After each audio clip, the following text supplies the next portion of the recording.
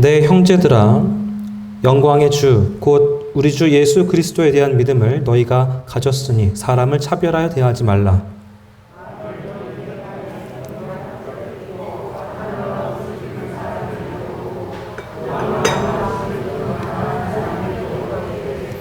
너희가 아름다운 옷을 입은 자를 눈여겨보고 말하되 여기 좋은 자리에 앉소서 하고 또 가난한 자에게 말하되 너는 거기 서 있든지 내 발등상 아래에 앉으라 하면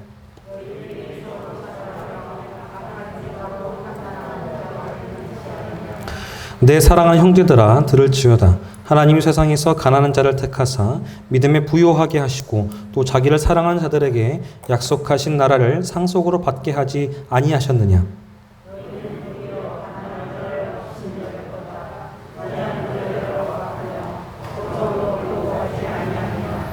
그들은 너희에게 대하여 일컫는 바 그 아름다운 이름을 비방하지 아니하느냐.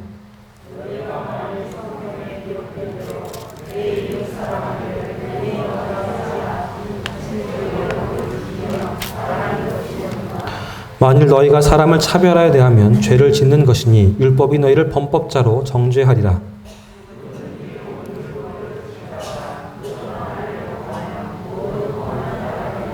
간음하지 말라 하신 이가 또한 살인하지 말라 하셨은즉 내가 비록 간음하지 아니하였어도 살인하면 율법을 범한 자가 되느니라.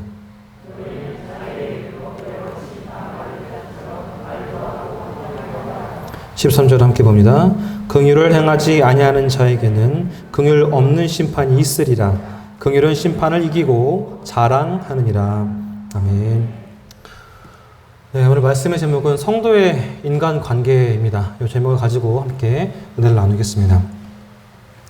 야고보서 자체가 그렇습니다만은 우리가 읽은 2장은 말씀을 실천하는 삶에 대해서 강조를 하고 있습니다. 야고보서의 중요한 관심은 성도들의 성숙한 인격에 관심을 두고 있습니다. 성숙한 성도라는 것은 말씀을 실천하는 사람을 성숙한 성도라고 하죠. 반면에 성숙하지 못한 성도는 진리를 말로만 말을 합니다. 그래서 야고보서 기자는 그리스도인의 성숙도를 테스트하는 방법으로 이런 방법을 소개하고 있는 거예요. 주일날 이제 하나님께 예배드리는 사람들이 참 많죠. 거기에 부자도 있을 것이고 또 가난한 사람도 나와왔습니다. 오늘 주신 말씀대로 보면 금 가락지를 끼고 아름다운 옷을 입은 사람이 들어왔다라고 했어요. 이 원문을 보면 이 금가락지가 복수로 되어 있어요. 한 개가 아니라 여러 개 끼고 있는 거예요. 손에 두꺼운 금반지가 여러 개 있다고 상상을 한번 해보세요. 번쩍번쩍하고 상당한 부자처럼 보였겠죠. 그래서 안내하시는 분이 여기 좋은 자리에 앉으세요 라고 그렇게 친절하게 안내를 합니다. 특별 대우를 한 거죠. 그런데 더러운 옷을 입은 가난해 보이는 행색을 한 사람이 들어와요. 그 사람에겐 이러는 겁니다. 당신은 저기 앉든지 아니면 내 발등상 아래에 앉으시든지. 이렇게 말한 사람이 있다면 그 사람은 성숙하지 못하고 진리를 제대로 소화하지 못한 사람이다라고 말씀하고 있는 것입니다. 유대인의 회당에는 특별석이 있었습니다. 그래서 그 누구나 그 특별석에 앉지를 못했어요. 사실 이것은 교회에서는 있어서는 안 되는 일이고 또 있을 수도 없는 일입니다. 교회에 높은 자리, 낮은 자리가 있을 수 없다는 이야기죠. 그렇게 되기는 쉬운데 그렇게 되면 안 된다라는 말입니다. 요한일서 4장 20절 말씀에 이런 말씀이 있습니다. 누구든지 하나님을 사랑하노라 하고 그 형제를 미워하면 이는 거짓말하는 자니 보는 바 그 형제를 사랑하지 아니하는 자는 보지 못하는 바 하나님을 사랑할 수 없느니라 그랬어요. 우리와 하나님 사이의 관계는 우리와 사람 사이의 관계를 보고서 알 수 있다고 합니다. 우리 인간의 관계는 우리와 하나님 사이의 관계를 알 수 있는 어떤 척도가 된다는 것이죠. 이처럼 우리 인간관계는 아주 중요한 의미를 가지고 있습니다. 그러면 우리가 어떻게 인간관계를 성공적으로 가질 수 있는지 한번 생각해 보겠습니다. 첫 번째로 우리는 주님에게서 배워야 합니다. 오늘 1절 말씀에 내 형제들아 영광의 주 곧 우리 주 예수 그리스도에 대한 믿음을 너희가 가졌으니 이렇게 기록이 되어 있습니다. 우리가 훌륭한 인간관계를 맺으려면 제일 중요한 것이 그리스도를, 예수님을 나의 주님으로 모셔야 한다는 말씀입니다. 내 삶의 주인이 예수님 되시고 우리 인격을 다스리시는 분이 주님이 되실 때 주님에게서 인간관계를 배우게 된다는 거예요. 그러면 주님을 마음에 모신 그리스도인들은 어떤 태도로 인간관계를 가져야 하겠습니까? 사람 마음속에는 누구나 높아지려는 욕망이 있어요. 높은 자리를 탐하는 그런 욕망이 있습니다. 사람들로부터 인정받고자 하는 그런 마음이 있어요. 권력과 명예를 누리고 싶어 합니다. 심지어 가장 아름다운 삶의 방향을 제시해 줘야 하는 그런 사랑의 공동체인 주님의 교회 안에도 있어요. 심지어 어떤 사람은 교회를 계급사회로 착각하는 경우도 있습니다. 성도 위에 집사, 집사 위에 권사, 권사 위에 장로. 장로 위에는 또 누구예요? 목사예요? 아니잖아요. 우리 교회에 새로 전도사님 오시면은 그 사람은 막내예요? 그런 건 아니잖아요. 다 똑같은 성도인데 하는 일에 따라서 직분이 나누어진 것 뿐입니다. 이러한 생각들은 우리를 불쾌하게 만드는 그런 생각이 됩니다. 그래서 야고보는 이렇게 말합니다. 내 형제들아, 너희는 선생된 우리가 더 큰 심판 받을 줄을 알고 많이 선생이 되지 말라라고 했습니다. 이 말씀에 담겨 있는 뜻은 사람이 세상에서 높이 올라가면 올라갈수록 그에 따른 높은 책임이 주어진다라는 거예요. 사람이 높아지는 것만이 훌륭한 것이 아니다라는 것이죠. 우리 마음속에 있는 높은 지위를 탓하는 본능이 있는데 이 본능 때문에 사람들이 잘못된 인간관계를 많이 맺습니다. 서로 상처를 주기도 해요. 여러분은 주님 만나셨죠? 영광의 주님을 보셨죠? 만약에 그렇다면 사람을 외모로 취해서는 안 될 것입니다. 왜냐하면 예수님께서도 사람을 외모로 취하지 않으셨기 때문에 그렇습니다. 사람을 외모로 보는 것은, 외적인 조건으로 보는 것은 예수 믿는 사람의 바른 자세가 아닙니다. 이 외적인 조건, 외모로 취하는 것은 그렇게 외모로 취하는 사람은 자기도 외적인 조건으로, 외모로 취하게 돼요. 외모로 보여지게 됩니다. 속 사람을 봐야죠. 겉모양만 본다면, 겉모양만 보고선 판단한다면 절대로 안 될 것입니다. 만약에 주님께서 우리 외적인 조건으로 보아서 우리를 선택하셨다면, 외모로 우리를 선택하셨다면 우리가 하나님 자녀로 선택이 되었을까요? 우리가 주님을 감동시킬 만한 그런 것이 있습니까? 우리가 외적인 조건으로 하나님을 감동시킬 그런 것들이 있어요? 그렇지 않은데 우리는 이 편견에서 벗어나지를 못하고 있습니다. 하지만 주님은 정말로 편견이 없으셨어요. 예수님의 적이라고 할 수 있는 바리새인들의 말을 한번 볼게요. 마태복음 22장 16절 말씀에 자기 제자들을 헤롯 당원들과 함께 예수께 보내어 말하되 선생이여 우리가 아노니 당신은 참되시고 참으로써 하나님의 도를 가르치시며 아무라도 꺼리끼는 일이 없으시니 이는 사람을 외모로 보지 아니하심이니이다 라고 고백했습니다. 예수님의 적으로부터도 인정을 받으셨어요. 완벽하게 편견을 배제하셨다라는 것입니다. 편견 없는 태도로 인간관계를 갖는 것이 주님의 말씀일 것입니다.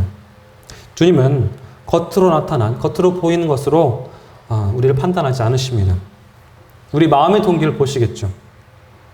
그렇기 때문에 우리 동기의 순수성이 중요한 것입니다. 예수님은 예루살렘 교회에 수억 원을 예물로 드린 그런 부자보다도 동전 두 잎을 드린 그 여인의 순수한 마음을 귀하게 여기셨습니다. 여기서 우리는 주님께서 보시는 것과 또 우리가 보는 것이 얼마나 다른지 알 수가 있습니다. 더구나 주님은 현재의 모습보다는 가능성을 보십니다. 사람을 평가하실 때에 그 사람의 가능성, 미래를 보신다는 거예요. 지금 그 모습대로 보시는 것이 아니라 그 사람 속에 있는 가능성을 바라보신다라는 말입니다. 예수님이 처음 만났던 베드로는 어떤 사람이었습니까? 무식한 어부였습니다. 의지가 약한 사람이었고 감정 변화가 심해가지고 시간마다 달라지는 그런 좀 세련되지 못한 그런 사람이었어요. 그 인격을 보시면서도 예수님께서 뭐라고 말씀하셨습니까? 너는 시몬이니 장차 반석이라고 하리라 그랬어요. 반석이 어떤 이미지를 갖고 있습니까? 여러분에게 튼튼하고 단단하고 굳건한 그런 이미지를 가지고 있잖아요. 누가 봐도 이 반석이란 말이 베드로에게는 어울리지 않는 이름이었습니다. 그런데도 주님은 그를 가리켜서 반석이라고 말씀하셨어요. 베드로가 주님을 위해서 저는 죽겠다고 그렇게 큰 소리 치던 베드로가 좀 사태가 불리해지니까 작은 여종 앞에서도 주님을 부인하고 저주까지 했습니다. 그런 베드로에게 반석이란 이미지가 어울리냐 이 말이에요.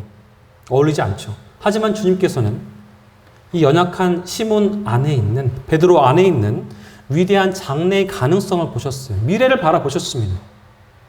우리가 만약에 그런 관점에서 사람들을 바라본다면 얼마나 달라지겠습니까?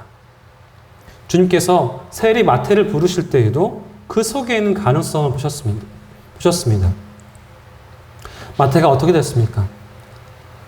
위대한 복음서 기자로 마태복음을 기록했죠. 사람의 가능성을 보신다는 거예요. 이 사람의 가능성을 본다는 것이 얼마나 귀한 일인지 모릅니다. 배우자를 택할 때에도 상대방의 지금 아름다운 모습을 보고 택할 것이 아니라 그 사람 속에 있는 가능성을 보고 택해야 하는 것입니다. 가능성이 있는 사람은 지금은 좀 힘들고 어려워도 두고 보면은 좋아지죠. 시간이 갈수록 발전하고 또 성장해 나아갑니다. 그리스도를 우리 마음속에 모신 사람들, 나의 구주로 모신 사람들은 주님의 관점에서 사람들을 바라볼 수 있어야만 합니다. 성경은 주님의 관점으로, 주님의 시각으로 사람을 보는 훈련의 중요성을 강조하고 있습니다. 주님께서는 자기를 따르는 사람들을, 모든 성도를 형제와 자매로 보셨어요. 다 하나님의 자녀로 보셨다 이 말입니다. 그러면 믿지 않는 사람들은 어떻게 보셨나요? 너희들은 마귀의 자식이다 이렇게 보셨나요? 그렇지 않으셨습니다. 방황하는 양들처럼 바라보셨고 긍휼히 여기시는 마음으로 바라보셨어요. 불쌍한 마음으로 바라보셨습니다. 자비를 가지시고 그들을 대하셨어요.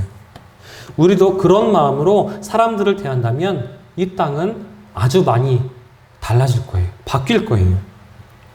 우리는 가끔 다루기 힘들고 만나기 싫고 아무리 봐도 싫은 사람들을 만나기도 합니다.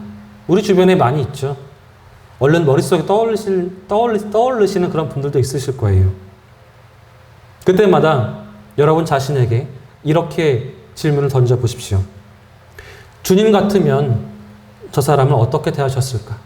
주님이시라면 어떻게 하셨을까? 이러한 질문을 던지십시오. 성도는 누구를 대하든지 주님의 관점에서, 주님의 시각으로 사람들을 바라볼 수 있는 훈련이 필요합니다. 오늘 주신 말씀 1절부터 4절 말씀은 주님의 관점으로 사람을 바라보는 그런 교훈입니다. 사람들은 주님을 외적인 조건으로 바라봤어요. 외모로 봤습니다. 그래서 멸시받고 천대받고 고난을 받았습니다. 그 주님께서, 그런 고난받고 천대받고 멸시받으신 주님께서 이렇게 말씀하시는 거예요. 우리에게 사람을 외모로 취하지 말라고, 사람을 외적인 조건으로 보지 말라고 말씀하십니다. 두 번째로 주님께서 사람을 선택하신 기준이 어떻습니까? 5절 말씀에 보시면 하나님이 세상에서 가난한 자를 택하사 믿음에 부유하게 하시고 그랬습니다. 하나님께서 사람을 택하실 때에 조건이 없다는 것이죠. 무조건적인 선택입니다. 다시 말하면 하나님의 은혜인 거예요. 우리에게 어떤 자격이 있어서 조건이 좋아서 선택된 것이 아니라는 것입니다. 우리를 사랑하시는 마음으로 하나님께서 조건 없이 택해 주신 거예요. 그러면 우리는 다른 사람을 어떻게 대해야 하겠습니까? 하나님께서 인간들을 선택하시는 것에 대해서 이렇게 말씀을 하십니다. 고린도전서 1장 26절에 형제들아 너희를 부르심을 보라. 육체를 따라 지혜로운 자가 많지 아니하며 능한 자가 많지 아니하며 문벌 좋은 자가 많지 아니하도다 그래요. 하나님께서 세상에서 사람들을 택하실 때에 똑똑한 사람, 문벌 좋은 사람, 능력 많은 사람, 권력 있는 사람, 이런 사람들을 택한 게 아니라는 것이죠. 그 다음 절에 보시면 그러나 하나님께서 세상의 미련한 것들을 택하사 지혜 있는 자들을 부끄럽게 하시려고 세상의 약한 것들을 택하사 강한 것들을 부끄럽게 하려 하시며 하나님께서 세상의 천한 것들과 멸시받는 것들과 없는 것들을 택하사 있는 것들을 폐하려 하시나니 라고 되어 있습니다. 하나님께서 이렇게 택하신 이유가 무엇입니까? 그 이유는 그 누구도 하나님 앞에서 자랑하지 못하게 하기 위해서 그렇게 하신 것입니다. 만약에 하나님께서 지식을 보고 택하셨으면 그 사람이 천국에 가서 뭐라고 하겠습니까? 나는 아는 게 많아서 지식이 좋아서 여기 왔습니다. 천국에 왔습니다. 그럴 거예요. 그러면서 무시하겠죠. 이 무식한 사람들아. 만약에 하나님께서 그 사람의 돈을 보고 선택하셨으면 이렇게 말할 거예요. 나는 돈이 많아서 천국에 왔습니다. 라고 말하겠죠. 그리고 이렇게 말할 것입니다. 이 가난한 사람들아, 이 없는 것들아. 만약에 하나님께서 권력을 보고 택하셨으면 나중에 하나님 앞에서 이렇게 말하겠죠. 나는 권력이 많아서 여기 왔습니다. 그리고 오지 못한 사람들에게 이렇게 말할 거예요. 이 천한 것들아. 천국은 아무도 자랑할 수 없는 곳입니다. 아무것도 자랑할 수 없는 곳이에요. 조건 없이 은혜로 선택받은 사람들이 하나님 앞에서 영원히 그 선택하심에 대해서 감사하고 찬양을 올려드리는 곳이 바로 천국입니다. 사실 하나님의 복음을 처음으로 접했던 사람들은 다 가난한 사람들이었습니다. 가난한 목자들이 아기 예수님을 영접한 것을 다 기억하시죠. 예수님께서 이렇게 말씀하세요. 주의 성령이 내게 임하셨으니 이는 가난한 자에게 복음을 전하게 하시려고 내게 기름을 부으시고 나를 보내셨다라고 말씀을 하셨습니다.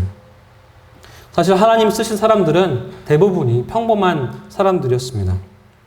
베드로, 야고보, 요한, 필립 다 그랬어요.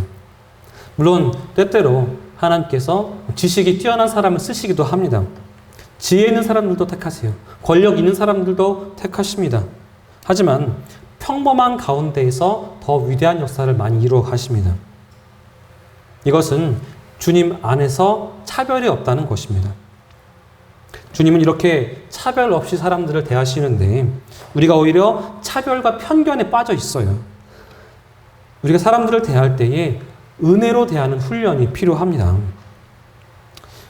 사도행전 10장에 보시면 주님께서 베드로를 그가 싫어하는 이방인에게 보내요. 고넬료라고 하는 사람에게 보내죠. 그래서 유대인과 이방인 사이에 있는 그 차별의 벽을 허물어뜨리는 것을 보실 수가 있습니다. 만약에 교회 안에서 이런 사회적인 차별이 있다면 그것은 비극입니다. 슬픈 일이에요. 어떤 교회가 개척을 했어요. 개척한 지 얼마 안 돼서 이제 일어난 일인데 대장 맡으신 집사님이 그러는 거예요. 목사님, 이번에 나오신 분이 헌금을 많이 하셨어요. 그래서 댁에 한번 신방 가시고 축복기도 한번 해주시죠. 그러는 거예요. 근데 이 목사님은 헌금 많이 하시는 분이나 적게 하시는 분이나 동일하게 대하려고 그렇게 생각을 가지고 계셨어요. 개척교회를 하다 보면 재정적인 어려움이 크기 때문에 아무래도 마음이 좀 갈 수가 있거든요. 그래서 오히려 자기는 이제 똑같이 대하려고 노력해야겠다라고 결심을 했던 그런 목사님이었습니다. 이 목사님이 나중에 더 이제 훌륭한 평가를 받은 것은 당연한 일이겠죠. 우리가 사람의 기준에 의해서 평가를 하기 쉬워요. 교회에서 그렇다는 것입니다. 사람이 모인 곳이기 때문에 사람의 기준으로 사람을 평가하기 쉽다는 거예요. 사람의 기준으로 움직이기 쉽다는 것입니다. 우리는 그 생각에서 벗어나려고 노력해야 합니다. 더 많은 가난하고 약한 사람들이 쉴 수 있는 교회가 될 수 있도록 우리가 노력해야 한다는 거예요. 교회는 돈이 많고 권세 있고 사회적인 지위가 있는 사람들이 모여서 사교하는 그런 사교장이 아니라는 말씀입니다. 옛날부터 사람들은 편견을 가지고 사람들을 대했습니다. 유대인들은 사마리아 사람들을, 애굽 사람들은 유대인들을 편견으로 대했습니다. 이런 현상이 부자와 가난한 사람, 지식층과 비지식층, 권력 있는 사람과 없는 사람 사이에서 항상 있었어요. 그런데 이 벽을 깨트리는 것은 복음만이 할 수 있습니다. 우리는 그리스도 예수 안에서 다 똑같은 형제, 자매이기 때문에 그렇습니다. 만약에 저와 여러분 가운데에서 그러한 편견이 있다면, 좋지 않은 편견이 있다면 그 편견을 버리고 사랑의 마음을 회복하시길 바랍니다.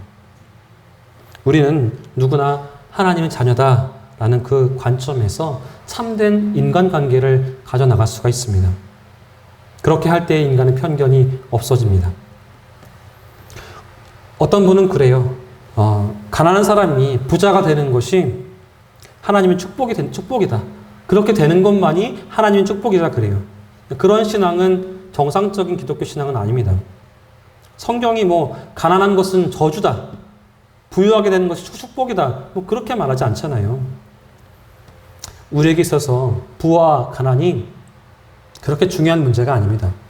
문제는 나에게 주어진 환경에서 하나님과 내가 얼마나 올바르게 관계를 맺느냐 하는 것이 중요한 거예요. 물질의 기준으로, 외적인 기준으로 평가해서는 안 된다라는 말이 그래서 그런 것입니다. 세 번째로, 말씀하신 대로 사람을 대해야만 합니다. 하나님 말씀의 권위를 지켜야 한다라는 것은 다 알고 계실 거예요. 그 말씀을 지키는 최대의 방법이 무엇이겠습니까? 우리의 삶으로 지켜내는 거예요. 말로만 하는 게 아니라 내 삶 속에서 하나님 말씀을 드러내면서 사는 거예요. 우리의 생활이 이 말씀의 권위를 드러내지 못하면 우리는 참된 의미에서 말씀을 지키고 보호하고 있는 것이 아닙니다. 오늘 주신 말씀 8절에 내 이웃 사랑하기를 내 몸과 같이 하라 라고 했고, 이것이 최고의 법이라고 되어 있습니다.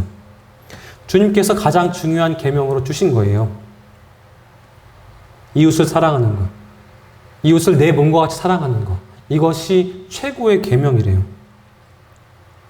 사랑하지 않는 것은 죄입니다.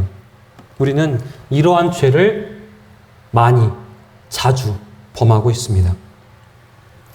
그러면 여기서 말하는 사랑은 무엇입니까? 참 사랑은 감정보다 의지에 관련돼요. 사랑장이라고 하는 고린도전서 13장을 보시면 사랑은 오래 참고 라고 되어 있는 구절을 기억하실 거예요. 참을 수 없을 때 참는 것이 사랑입니다. 우리가 사랑에 대해서 정의할 때에 황홀한 감정, 감정적인 그런 느낌, 떨리는 그런 마음, 그런 것으로 생각하기가 쉽습니다.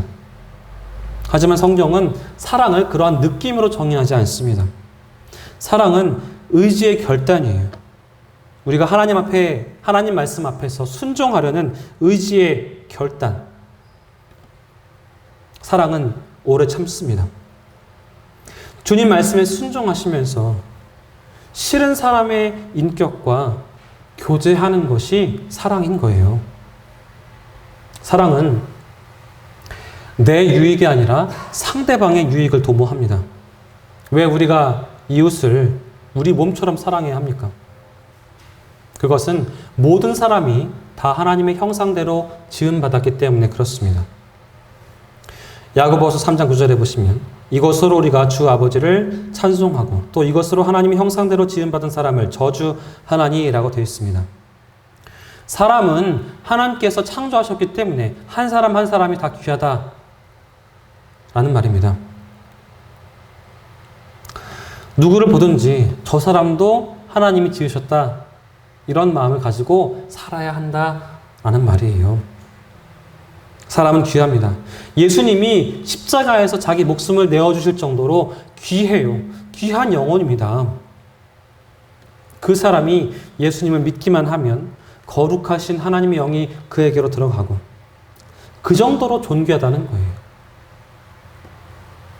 세상에서는 소유한 것이나 권력에 의해서 사람을 평가합니다. 이것은 성경과는 반대되는 것이죠. 아무리 가난하고 소외받고 비천한 자라고 할지라도 그 역시 하나님의 형상대로 지음받은 귀한 사람이라는 것입니다. 그것을 잊지 말아야 합니다. 그리고 그를 위해서 예수님께서 피를 흘려 주셨다라는 것도 잊어서는 안 되는 것입니다. 우리가 사람을 귀하게 여기지 못하고 말씀대로 대하지 못하면 그것은 하나님 보시기에 모두가 다 죄인 것입니다. 네 번째로 기억할 것은 우리의 행위는 심판받는다라는 것을 기억해야 합니다. 12절 말씀을 보시면 너희는 자유의 율법대로 심판을 받을 자처럼 말도 하고 행하기도 하라라고 했어요. 우리가 말하고 행동하는 것이 심판받는다라고 생각이 된다면 우리의 말과 행동하는 것이 아주 신중해질 거예요. 기독교의 마지막은 심판입니다. 우리의 말과 행동과 마음이 심판을 받아요. 13절에 뭐라고 되어 있습니까? 같이 한번 읽어볼까요? 긍휼을 행하지 아니하는 자에게는 긍휼 없는 심판이 있으리라. 긍휼은 심판을 이기고 자랑하느니라. 아멘. 우리가 사람을 대할 때에 믿는 사람이 반드시 지켜야 하는 그런 태도가 있습니다. 그것은 긍휼하게 여기는 태도예요. 이것은 주님께서 우리를 대하실 때 보여주셨던 태도입니다. 목자 없는 양처럼 방황하고 외롭고 쓰러져 있었던 우리에게 다가와 주시고 지친 우리를 위로해 주시고 같이 아파해 주시고 만져주셨던 그 주님의 마음, 십자가에서 피를 흘리면서 죽으시면서까지 희생하셨던 그 긍휼의 마음, 이것이 바로 주님께서 가지셨던 마음인 거예요. 우리가 사람들을 만나고 대할 때에 주님이 우리를 만나셨고 대하셨을 때 가지셨던 그러한 긍휼의 마음을 가지시고 대해야만 합니다. 여러분 그 마음을 회복하시길 바랍니다. 오늘 주신 말씀의 표면에 드러난 것은 가난한 사람과 부자의 관계입니다. 하지만 넓은 의미에서는 성도들의 인간관계에 대해서 말하고 있어요. 이 말씀은 우리 그리스도인들이 형성해야 하는 인격의 문제입니다. 여러분 모두가 누구를 대할 때에도 동일하게 긍휼하게 여기고 사랑하시면서 섬기는 주님의 종들 되시기를 주님의 이름으로 부탁드리겠습니다. 기도하겠습니다. 우리를 동일하게 똑같이 사랑해 주신 하나님 아버지, 신앙생활을 함에 있어서 함께 사랑을 나눌 수 있는 형제자매들을 허락하시니 감사합니다. 우리가 겉으로 보이는 외적인 조건들로 사람들을 판단하기도 합니다. 나에게 잘해주고 외모가 아름답고 나에게 이익이 되는 사람들만 가까이 하려고 합니다. 이러한 우리의 모습을 보시면서 주님께서 얼마나 안타까워하셨을까요? 얼마나 마음이 아프셨을까요? 주님께서 우리에게 보여주신 사랑, 주님께서 보여주신 그 긍휼하심, 그 섬김, 그대로 모든 이들에게 동일한 사랑과 섬김을, 긍휼을 보여줄 수 있도록 우리의 연약하고 부족한 마음을 붙들어 주시옵소서. 우리 교회가 하나 되어서 주님 안에서 진정한 형제자매로 살아가길 원합니다. 서로의 부족함까지도 보듬어주고 연약한 모습까지도 사랑하는 사랑의 공동체가 될 수 있도록 주님 인도하여 주시옵소서. 예수님의 이름으로 간절히 기도하옵나이다. 아멘.